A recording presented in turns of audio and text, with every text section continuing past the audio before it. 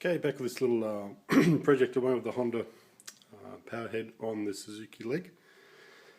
This is the original coupling and the original power head and spline that it had. The problem I had is even if I shortened the shaft and re-welded this spline onto the old shaft, I still needed to get this half onto the motor of the lawnmower engine, which was going to be really difficult. So what I instead decided to do was simply cut down this shaft. This is the original shaft.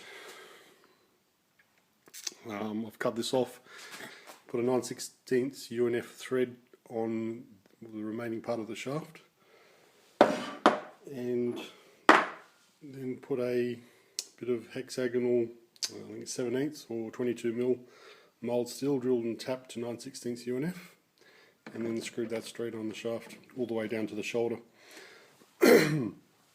And that'll right hand thread that'll tighten as the engine torques up onto the shaft. On the lawnmower side of it, I've got simply a 22mm 12-sided socket. I've machined the inside out to fit comfortably over the shaft to centre it, and simply got a bolt up into the original thread of the shaft, and that simply tightens down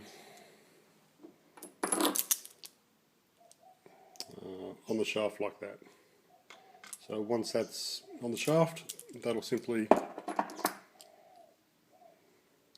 fit over this just like a spline and give me a drive coupling, a homemade, which wasn't really that hard. The hardest part of this build was actually getting rid of the extension part of the leg.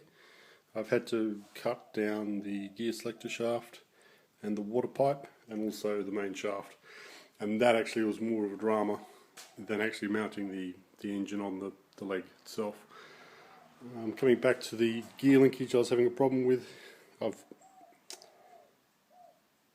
just come and milled out a piece in here, simply just with a router, a woodwork router, and that hopefully is going to give me enough clearance now to let the bigger lawnmower shaft go down the hole without hitting that. This